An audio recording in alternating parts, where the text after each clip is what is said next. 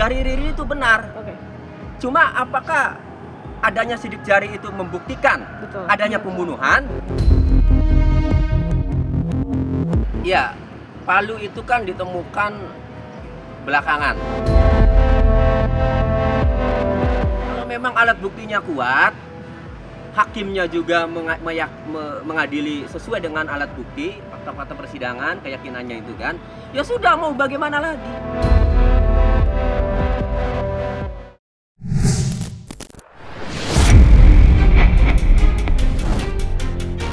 Sidang lanjutan kasus penghilangan nyawa 5 orang korban dalam satu keluarga yang terjadi Pak Oman, Indramayu, hari ini kembali digelar dengan menghadirkan terdakwa Ririn Rifanto.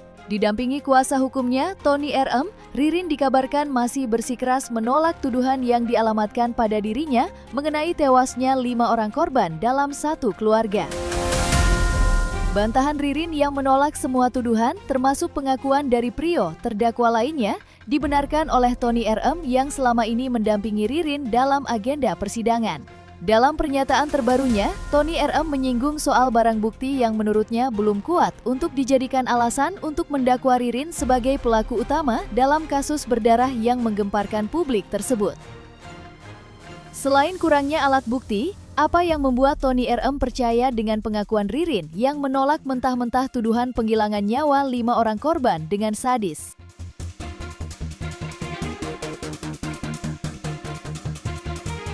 Ririn itu yang bilang itu katanya Joko, Hardi, dan Yoga itu dan Amaniani itu semuanya bohong.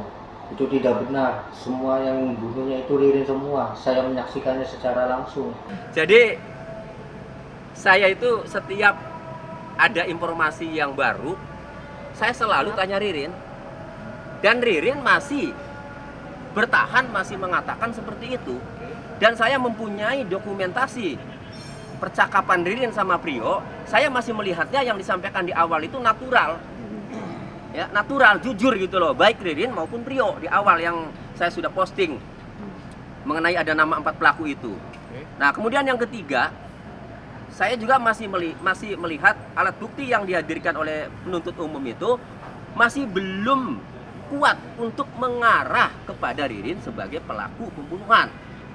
Adapun sidik jari yang ada di pintu geser dan ada di botol vape itu menurut Prio dan Ririn saat itu memang itu terjadi setelah pembunuhan.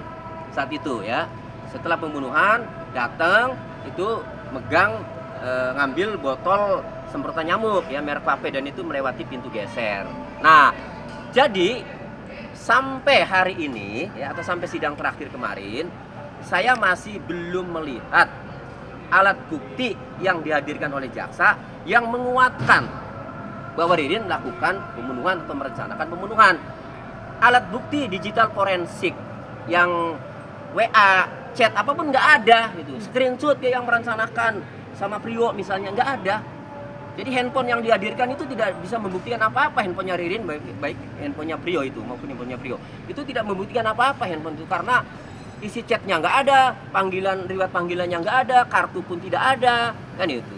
Nah, jadi saya masih melihatnya ini masih belum menguatkan. Andai kata nanti sambil berjalan menguatkan, kan ya sudah berarti Ririn ini bohong kan gitu. Silakanlah dihukum sesuai dengan perbuatannya. Itu saja sih. Jadi saya ini hanya membentengi sekali lagi agar jangan ada kesewenang-wenangan. Nanti yang terungkap di persidangan bagaimana, ya silakan hakim memutus. Jadi sebenarnya pengakuan Prio yang saat ini itu pengakuan yang paling asli, yang paling orisinil dari awal penyidikan yang saya dampingi. Jadi memang nama-nama lain yang kemudian ada 4 nama itu, saudara Amaniani, saudara Joko, saudara Yoga dan Hardi itu tidak ada selama dalam proses penyidikan sampai dengan tahap 2, kemudian sampai dengan persidangan. Nah, di sidang pertama itulah saat pembacaan dakwaan oleh penuntut umum, disitulah muncul nama-nama tersebut. Jadi kalau sekarang keterangan Prio menjadi nama-nama itu tidak, jadi memang menyadari bahwa pada saat masa karantina, disitulah Prio menyampaikan tadi dalam persidangan ada tekanan-tekanan dari saudara Ririn, bahkan ditendang, bahkan dipukul kepalanya untuk mengikuti skenario yang pelaku Ririn rancang gitu. seperti itu. Ya, tadi tertangkap oleh majelis hakim, dan majelis hakim mengkonfirmasi berkali-kali, dan kami juga penuntut umum dan saya mengkonfirmasi bahwa yakin pelaku itu tidak ada. Kalau memang alat buktinya kuat, hakimnya juga mengadili sesuai dengan alat bukti, fakta-fakta persidangan, keyakinannya itu kan, ya sudah, mau bagaimana lagi. Bantahan demi bantahan terus disuarakan Ririn melalui kuasa hukumnya, Tony RM, mengenai tewasnya 5 orang dalam peristiwa berdarah yang terjadi di Indramayu. Meski di saat bersamaan, rekan Ririn yang juga menjadi terdakwa, Prio telah mengubah kesaksiannya dan menuding Ririn sebagai dalang utama, sekaligus eksekutor yang menghabisi 5 orang korban dengan tangannya sendiri. Pengakuan Prio sontak mengejutkan banyak pihak, termasuk jaksa penuntut umum, mengingat sebelumnya Prio tidak menyebut Ririn sebagai pelakunya, melainkan 4 orang lainnya, yang kemudian diakuinya bahwa semua itu skenario yang sudah diatur Ririn untuk mengelabui hakim persidangan. Kini, semua mata menyorot pada Ririn. Kecurigaan makin kuat usai Ririn disebut-sebut sempat melarikan diri ke berbagai kota, termasuk Jakarta dan Surabaya. Menanggapi tuduhan itu, apa kata Ririn? Saya pertama kali datang ketemu Prio dan Ririn, ia juga menceritakan mengenai yang dinilai kabur itu ya. Nah, kalau menurut Prio dan Ririn saat itu, ya, saat belum merubah keterangannya itu, ia mengatakan bahwa ke Jakarta itu diajak oleh Prio.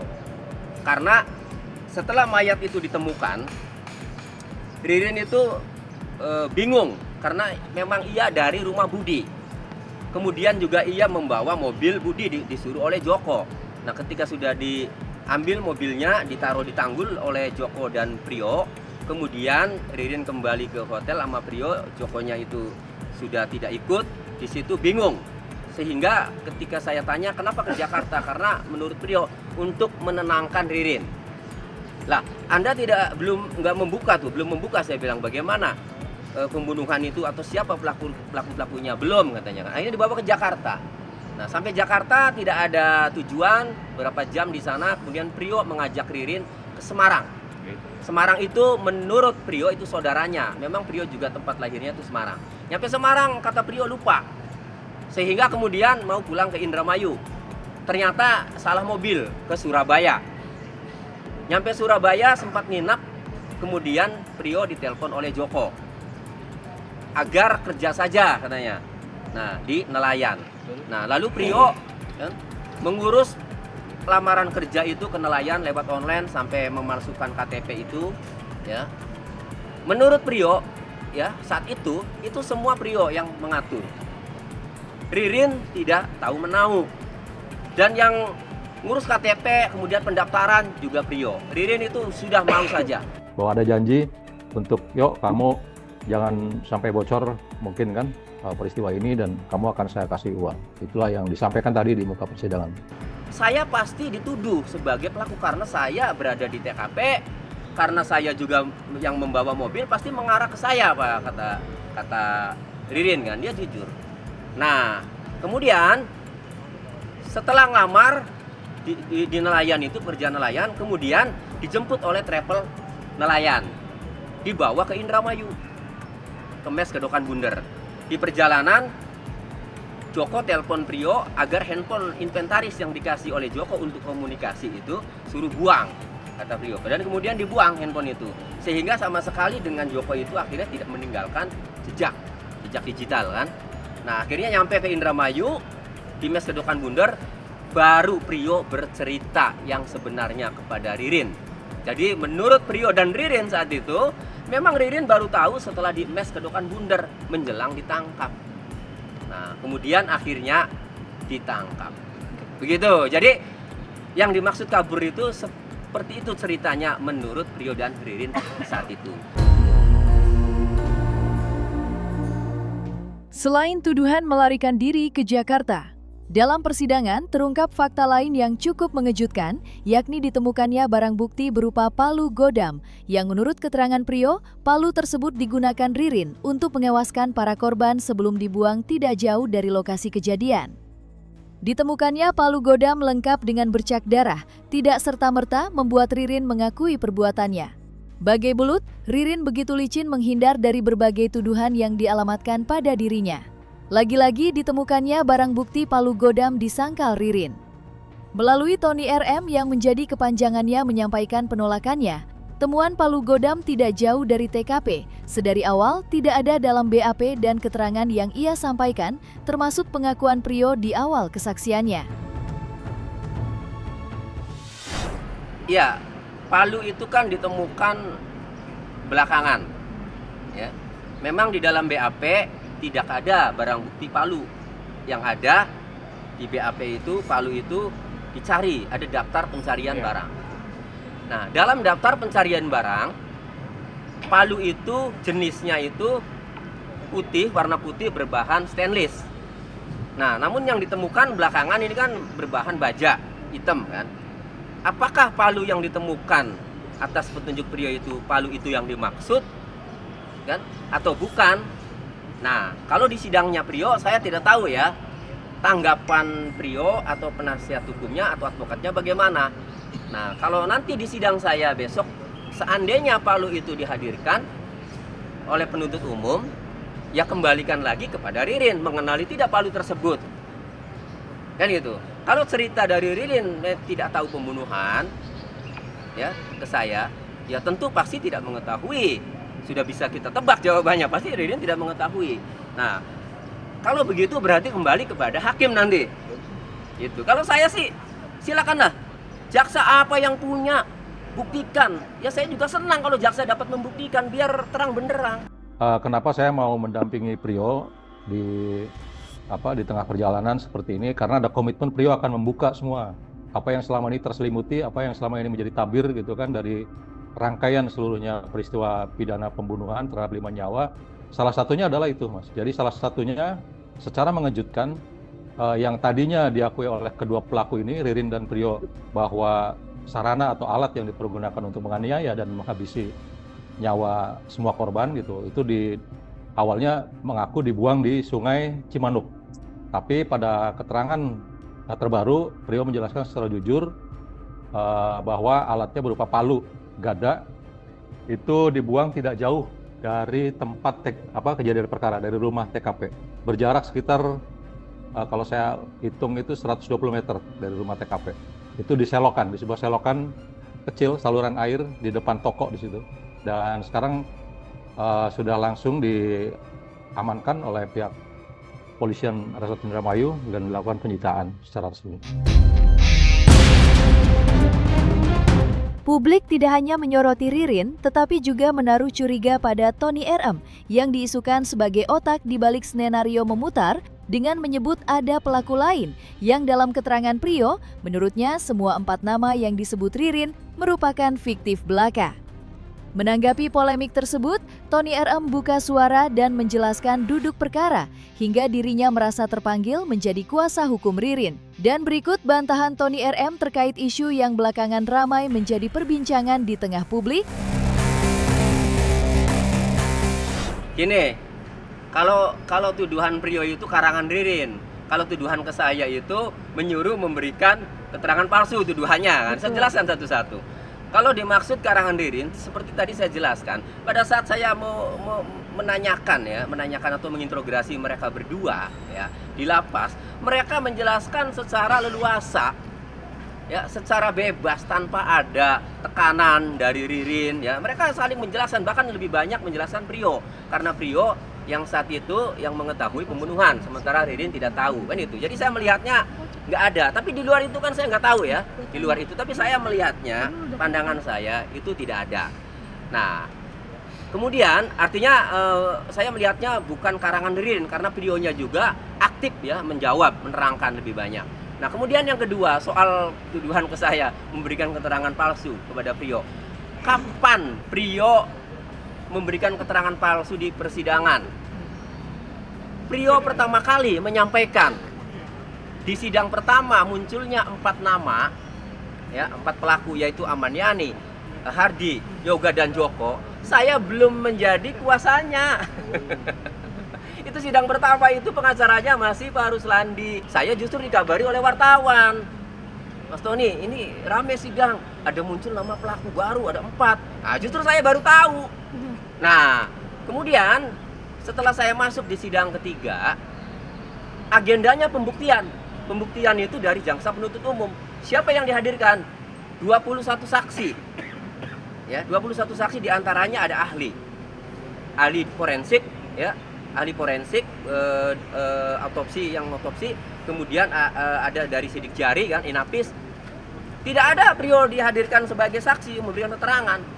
Posisi Priyo dan Ririn hanya menyikapi apa yang disampaikan oleh saksi-saksi dan ahli benar atau tidak, benar semua, salah semua, atau ada yang benar, ada yang salah kan gitu. Nah, itu sikapnya. Nah, kemudian Priyo pertama kali memberikan keterangan sebagai saksi itu di sidang 18 Mei 2026. Begitu disidangkan udah berubah. Lalu di mana diajari sama saya? Udah berubah, kalau orang awam kan udah mencabut keterangan 4 pelaku kan gitu. Nah, di mana Priyo memberikan keterangan yang diajari atau yang dipaksa oleh saya? Orang satu-satunya pertama kali memberikan keterangan sebagai saksi, Priyo sudah mencabut kuasa saya dan merubah keterangan 4 pelaku itu tidak ada dan fiktif kan gitu. Tony RM bukanlah pengacara yang pertama kali menjadi kuasa hukum Ririn. Ia baru menjadi kuasa hukum Ririn setelah menggantikan Ruslandi yang menarik diri dan sekarang menjadi kuasa hukum Priyo. Dengan masuknya Tony RM, pengakuan Ririn belum berubah dan tetap pada pendiriannya mengenai adanya 4 pelaku lain. Versi berbeda justru diungkap rekan Ririn, Priyo yang membantah semua pengakuan Ririn. Menyikapi adanya 2 versi pengakuan dari masing-masing terdakwa, lantas apa yang membuat Tony RM masih bertahan menjadi kuasa hukum Ririn, padahal publik terlanjur menuding manipulatif?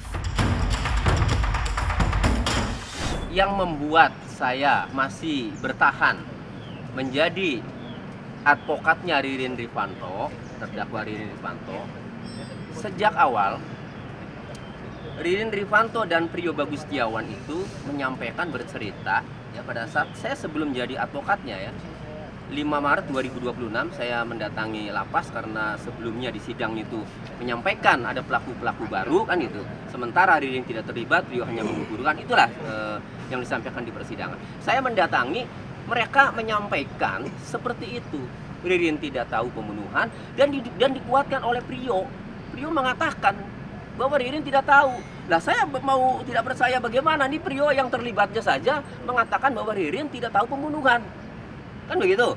Nah, jadi saya bisa bertahan karena mereka mengatakan seperti itu. Kemudian belakangan Priyo merubah bahwa Ririn terlibat, Ririnlah yang membunuh, kan gitu. Nah, saya tanya lagi, Ririn bagaimana ini? Ini Priyo menuduh kamu loh, ya, yang melakukan pembunuhan. Dia masih bertahan seperti itu. Sampai saya ngomong, ini kamu jangan bohongi saya loh. Ini kasus besar, ya, se-Indonesia menyorot. Artinya kalau kamu jujur, ya sudah, beda sikap saya, kan gitu. Artinya nggak apa-apa, saya dampingi juga, tapi kan beda sikapnya kan. Nah, tapi dia tetap bahwa memang saya tidak tahu cerita versi Priyo yang pertama itu sudah benar seperti itu. Artinya masih bertahan. Itulah yang kemudian saya masih bertahan. Kemudian yang ketiga, ya, alat bukti yang dihadirkan oleh jaksa penuntut umum